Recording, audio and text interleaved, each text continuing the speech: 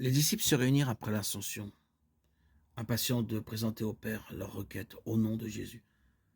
Respectueusement prosternés dans l'attitude de la prière, ils répétèrent ces paroles. Ce que vous demanderez au Père, il vous le donnera en mon nom. Demandez et vous recevrez afin que votre joie soit parfaite. Jean 16, 23, 24. Après l'ascension du Christ, avec une pleine assurance, ils s'écrièrent, Christ est mort, bien plus, il est ressuscité, il est à la droite de Dieu. Il intercède pour nous. Romains 8, 34. À la Pentecôte, ils reçurent le Consolateur au sujet duquel Jésus avait dit « Il sera en vous », ajoutant « Il vous est avantageux que je m'en aille, car si je ne m'en vais pas, le Consolateur ne viendra pas envers vous.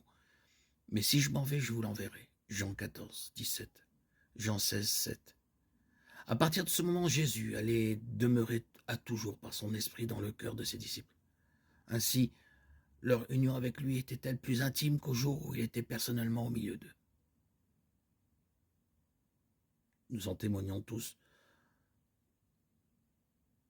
Au travers des siècles, depuis le départ de Christ, de son départ physique, nous tous, croyants, avons reçu l'Esprit de Dieu, l'Esprit Saint, qui nous maintient dans notre foi.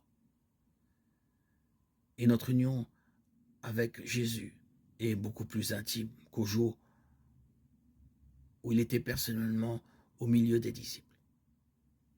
L'Esprit Saint nous guérit, nous transforme.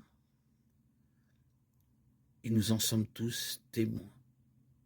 Moi-même, témoin vivant, par mon baptême le 26 septembre 2019, où j'ai reçu cette lumière qui a transformé ma vie, mon regard, ma façon de voir les choses. Mon cœur différent, mon esprit différent, ma vie différente. Ma vie avec le Christ, par cet esprit, est plus intime, plus forte, plus puissante que lorsque je lisais l'évangile de manière intellectuelle, avec une foi de façade extérieure. L'Esprit Saint m'a saisi, a saisi mon cœur et a pris toute ma vie. Je suis la propriété du Christ et j'en suis tellement heureux. Ma foi était petite comme un grain de sénévé, tel que l'Évangile le proclame. Et aujourd'hui, elle emplit toute ma vie. Je vis par la foi, je marche par la foi. Je vais à mon assemblée par la foi. Tout ce que je fais est intimement lié à la foi en Christ, par cet esprit qui est toujours là, présent, puissant en ma personne et en tous ceux qui croient. La lumière, l'amour et la puissance de Jésus m'a transfiguré. Je suis toujours dans l'étonnement, dès mon réveil, de voir cette régénération, cette vie vivifiante qui m'anime.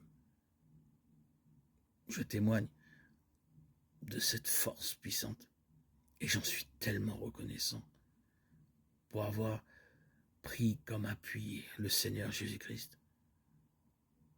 Pendant 34 ans, plus de 3 décennies, dans cette maladie invisible qu'on appelle la bipolarité, et dans des dédoublements de personnalité et autres problèmes d'ordre psychologique, psychiatrique, avec des hospitalisations suivies, des médicaments et des rendez-vous sans fin. Il a fallu que le baptême transforme ma vie, que tu puisses venir, Seigneur. Merci, je te rends grâce, je te rends gloire, je te remercie, Seigneur, et je t'adore pour m'avoir sorti de ce bourbier, de cet enchevêtrement, de ce désordre mental, psychologique. Tu es venu et Tu as nettoyé mon esprit. Aujourd'hui, mon discernement, la clarté qui est dans ma vie intérieure, dans mon mental, dans mon intellect, témoigne que j'ai vécu une nouvelle naissance. Ma mémoire reste, bien sûr. Je suis né juif, d'une famille juive traditionnelle, avec tous les devoirs d'un juif. Mais aujourd'hui, comme dit saint Paul, il n'y a ni juif, ni grec, ni esclave. Je suis ta propriété, Seigneur Jésus, et j'en suis tellement heureux. Merci, Seigneur, par ton grand amour. Seigneur Jésus, par ton esprit, toi mon sauveur, tu as transformé mon cœur par la puissance de ton amour, par la parole de ton évangile. Tu m'as donné la consolation et l'espérance forte et puissante que tu reviendras, Seigneur Christ.